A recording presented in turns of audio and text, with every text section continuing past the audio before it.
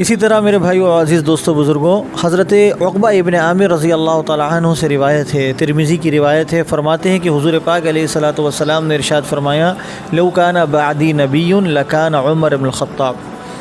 کہ اگر بالفرض میرے بعد کوئی نبی ہوتا تو عمر ابن خطاب ہوتے۔ یعنی مطلب یہ ہے کہ اللہ تعالیٰ نے نبوت کا سلسلہ مجھ پر ختم فرما دیا ہے اور قیامت تک کے لیے نبوت کا دروازہ بند ہو چکا ہے، جس کا اعلان اللہ نے قرآن کریم کے اندر بھی فرما دیا ہے۔ اگر بالفرض اللہ کی طرف سے یہ فیصلہ صادر نہ ہوتا اور میرے بعد بھی نبوت کا سلسلہ جاری رہتا تو عمر ابن خطاب اپنی روحانی خصوصیات کی وجہ سے اس لائق تھے کہ ان کو نبی بنایا جاتا۔ تو میرا عزیز دوستو، یہ حضرت عمر رضی اللہ تعالیٰ عنہ کے فضائل ہیں اور ان کی فضیلتیں ہیں جو احادیث کے اندر بکثرت وارد ہوئی ہیں۔ اور پھر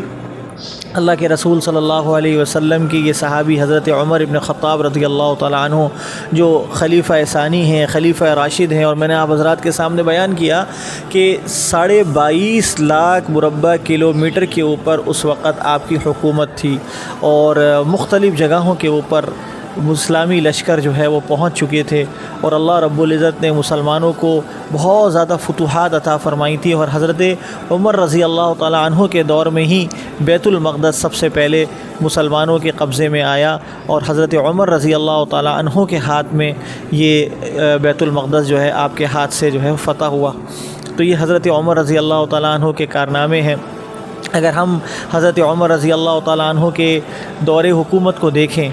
کہ آپ کے دور حکومت میں کیا کیا چیزیں مسلمانوں کے لیے ان کے فائدے کے لیے ہوئی ہیں، اور کس طریقے سے حضرت عمر رضی اللہ تعالیٰ عنہ نے اپنی رعایا کا خیال کیا ہے، امت کا خیال کیا ہے، اور مسلمانوں کے فائدے کے لیے انہوں نے کیا کیا چیزیں اختیار کی ہیں، تو اس کی آپ کو ایسی نظیر کہیں نہیں ملے گی اور ایسی مثال آپ کو کہیں نہیں ملے گی کہ حضرت عمر رضی اللہ تعالیٰ عنہ گویا تمام لوگوں کے لیے ایک رہنما ہیں، ایک مثال ہیں، تمام سیاستدانوں کے لیے، تمام حکمرانوں کے لیے، کہ کس طریقے سے حکومت کی جاتی ہے اور کس طریقے سے زمین کے اوپر عدل و انصاف کا بول بالا کیا جاتا ہے، امن و امان قائم کیا جاتا ہے۔ 22 ہجری ہے، خلافت کا 9واں سال ہے، اور اللہ کی زمین پر اللہ کا نظام یہ اس وقت مشرق میں اگر جائیں گے تو سطح مرتفع پامیر، اور مغرب میں اگر جائیں گے تو افریقہ کے صحرائے اعظم، شمال میں اگر جائیں گے تو بحیرہ کیسپین، اور جنوب میں بحر ہند تک یہ اللہ کا نظام جو ہے وہ پہنچ چکا ہے، اور 22.5 لاکھ مربع کلومیٹر کے اوپر شرعی قانون نافذ ہے۔ اسلام کے غلبے کے جیتے جاگتے مناظر قرآن مجید کے وعدوں اور رسالت مآب صلی اللہ علیہ وسلم کی پیشگوئیوں کو پورا کر کے حضرت عمر رضی اللہ تعالیٰ عنہ نے کر کے دکھا دیا ہے۔ اور پھر یہ ایسی وسیع رقبے پر ایسی عظیم و شان مملکت قائم ہوئی ہے حضرت عمر رضی اللہ تعالیٰ عنہ کے ذریعے سے کہ پہلی بار اللہ کے بندوں کو اس زمین پر پورے اطمینان اور سکون کے ساتھ اور امن کے ساتھ جینے کا موقع ملا ہے، اور انہیں بھرپور مواقع میسر آئے ہیں کہ وہ رب کی رضا حاصل کریں۔ اور یہ مملکت ایسی مملکت تھی کہ کوئی بھوکا نہیں سوتا تھا، کوئی غربت اور افلاس کی وجہ سے خودکشی نہیں کرتا تھا، کوئی لاقانونیت نہیں تھی، بے انصافی کی شکایت نہیں تھی، کسی کے اوپر ظلم کرنے کی کوئی جرت نہیں کر سکتا تھا۔ اگر زیور سے لدی ہوئی عورت سلطنت کے ایک کونے سے دوسرے کونے تک تنہا سفر پر نکل جائے تو اسے ذرہ برابر بھی یہ خطرہ نہیں ہوتا تھا کہ کوئی اس کی طرف میلی آنکھ سے دیکھے گا۔ میرے عزیز دوستو، انصاف کے تقاضے امیر غریب، سپاہی افسر، بادشاہ غلام، مسلم غیر مسلم سب کے لیے برابر تھے۔ یہ حضرت امیر المومنین حضرت عمر فاروق رضی اللہ تعالیٰ عنہ کی حکومت تھی۔ یہ آپ کا بنایا ہوا نظام تھا کہ آپ نے ایسا مربوط اور ایسا مضبوط اور مستحکم اپنی مملکت کے اندر نظام قائم کر دیا تھا، اللہ کے دین کو اس انداز سے نافذ کر دیا تھا کہ کسی بھی آدمی کو اس کے اندر شکایت کا موقع نہ ملے۔ حضرت عمر رضی اللہ تعالیٰ عنہ نے باقاعدہ ایک شورائی سسٹم، ایک شورائی نظام بنایا، ایک ادارہ قائم کیا، اس میں بڑے بڑے جلیل القدر صحابہ اس میں شامل کیے، حضرت عثمان رضی اللہ تعالیٰ عنہ، علی، طلحہ، زبیر، عبداللہ ابن مسعود، عبد الرحمن ابن عوف، حذیفہ ابن یمان، معاذ ابن جبل، ابی ابن کعب، زید ابن ثابت، ابن عباس، ابن عمر جیسے مدبرین زمانہ حضرات صحابہ شامل۔ اور پھر امیر المومنین کا نہ کوئی محل ہے نہ کوئی دربار ہے، آج بڑے بڑے شاہی محل بنائے جاتے ہیں، بڑے بڑے جو ہے وہ ہاؤسز بنائے جاتے ہیں کہ جی پرائم منسٹر ہاؤس ہے یہ، اور یہ پریزیڈنٹ ہاؤس ہے، لیکن 22.5 لاکھ مربع کلومیٹر پر حکمرانی کرنے والا نہ اس کا کوئی محل ہے نہ کوئی دربار ہے، اور مسجد نبوی ہی ان کا مرکز ہے جہاں وہ نمازی بھی خود پڑھاتے ہیں اور مسلمانوں سے ملتے بھی ہیں، اور پھر جو فیصلے ہوتے ہیں وہ شورا کے اندر باقاعدہ پوری بحث کے ذریعے سے ہوتے ہیں، دلیل کی روشنی میں کسی بھی معاملے کو پرکھا جاتا ہے۔ یہ حضرت عمر رضی اللہ تعالیٰ عنہ کا طرز حکمرانی تھا۔ اور پھر حضرت عمر رضی اللہ تعالیٰ عنہ نے اپنی سلطنت کی وسعت کے ساتھ حکومتی نظام کو بہتر بنانے کے اوپر بھی پوری توجہ دی، اور ایسا مثالی نمونہ پیش کیا کہ اس طرح کی مثال جو ہے وہ پیش کرنا مشکل ہے۔ انہوں نے پورے عالم اسلام کو 8 صوبوں کے اندر تقسیم کر دیا، مکہ، مدینہ، کوفہ، بصرہ، شام، الجزیرہ، فلسطین، مصر، یہ 8 حصے بنا دیے، 8 صوبے بنا دیے، پھر ہر صوبے کے الگ الگ اضلاع مقرر کر دیے،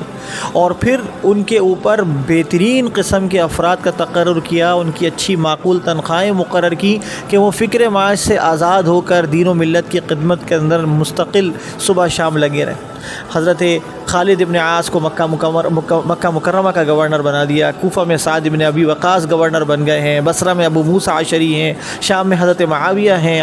الجزیرہ کے اندر ایاز ابن غنم ہیں، اور حضرت یعلا ابن امیہ یہ یمن کے اندر گورنر مقرر ہو چکے ہیں رضی اللہ تعالیٰ عنہ اجمعین۔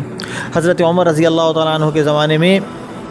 احتساب کا ایک شعبہ قائم کیا گیا، جیسے آج پولیس جیسے ہمارے یہاں ہوتی ہے کہ پولیس جو ہے وہ پورے نظام شہری کے نظام کو سنبھالتی ہے، اس کے نظم و نسق کو دیکھتی ہے، تو احداث کے نام سے آپ نے ایک شعبہ قائم کیا۔ اس کے اعلیٰ افسران کے اندر حضرت ابو ہریرہ رضی اللہ تعالیٰ عنہ جیسے عالم فاضل صحابی شامل تھے، اور پھر ایسا نہیں ہے کہ ان گورنروں کو کھلی چھوٹ دے دی گئی ہو، ان افسروں اور عہدیداروں کو کھلی چھوٹ دے دی گئی ہو کہ وہ جو چاہے جیسا چاہے کرتے رہیں۔ حضرت عمر رضی اللہ تعالیٰ عنہ کی طرف سے ان پر کڑی نگاہ رہتی تھی، اور کسی بھی ضابطے کی خلاف ورزی پر انہیں فوراً جو ہے وہ نوٹس مل جایا کرتا تھا، اور ان کو بلا لیا جاتا تھا، اور ان کی پوچھ گچھ ہوتی تھی، تو ان حضرات کو بھی دھڑکا لگا رہتا تھا کہ ایسا نہ ہو کہ حضرت عمر رضی اللہ تعالیٰ عنہ کی طرف سے جو ہے وہ بلاوا آ جائے اور ہمیں اس عمل کا حساب دینا پڑ جائے۔ تو یہ حضرت عمر رضی اللہ تعالیٰ عنہ کے حکمرانی کا انداز تھا۔ حضرت عمر رضی اللہ تعالیٰ عنہ نے پہلی بار بیت المال کی باقاعدہ بنیاد رکھی کہ بیت المال کے جہاں پر حکومت اسلامیہ کی جو آمدن ہے اس کے اساسوں کی حفاظت کا پورا نظام بنایا، تاکہ یہ مال مسلمانوں کی ضروریات میں ٹھیک ٹھاک انداز سے خرچ ہوتا رہے۔ اور پھر رفاع عام کی شعبے کی بنیاد بھی حضرت عمر رضی اللہ تعالیٰ عنہ نے اپنے دور کے میں رکھی۔ جیسے آج کل ہم بلدیہ کہتے ہیں،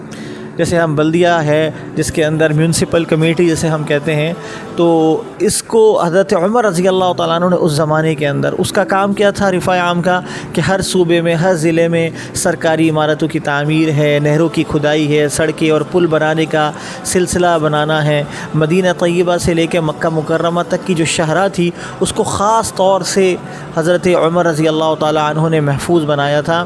اور جگہ جگہ پر چوکیاں بنائی تھی، راستے کے اندر مسافر خانے بنائے تھے، پانی کے تالاب بنا دیے گئے تھے، تاکہ مکے سے مدینہ آنے والوں کو یا مدینے سے مکے آنے والوں کو تکلیف نہ ہو۔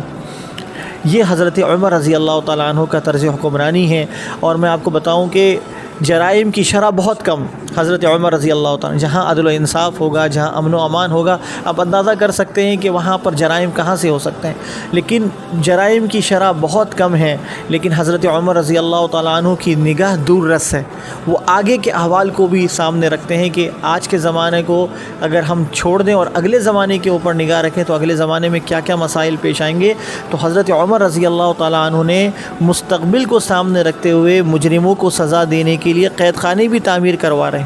تاکہ یہ ہے کہ آگے جا کر کے مجرموں کے لیے جیلوں کا مسئلہ نہ پڑے، قید خانوں کا مسئلہ نہ پڑے، اور ان کو اس قید خانوں کے اندر آسانی کے ساتھ ان کو اس کے اندر بھی مسائل نہ ہوں، پریشانی نہ ہو۔ تو یہ حضرات یہ صحابہ تھے، اور حضرت عمر رضی اللہ تعالیٰ عنہ کا یہ نظام تھا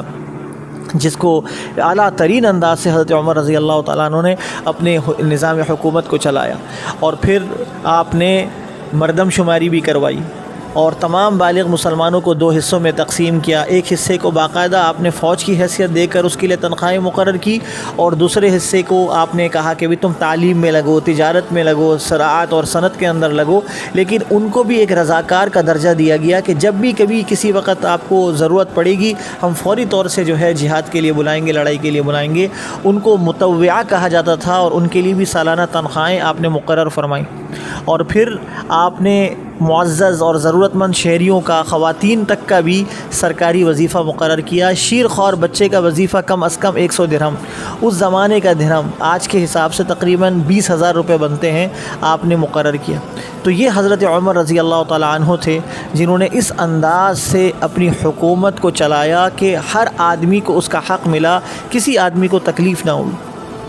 اور حضرت عمر رضی اللہ تعالیٰ نے چھاؤنیاں قائم کی بڑے بڑے شہروں کے اندر، مدینہ میں، کوفہ میں، بصرہ میں، موصل وغیرہ میں، اور اس کے اندر مجاہدین کے رہائشی مکانات بھی تعمیر کیے گئے، اور عمدہ نسل کے گھوڑے مستقل ان کی پرورش ہوا کرتی تھی، ان کے لیے چراگاہیں مختص کر دی گئی تھیں۔ ایک ایک استبل میں 4-4 ہزار گھوڑے ہر وقت تیار رکھے جاتے تھے۔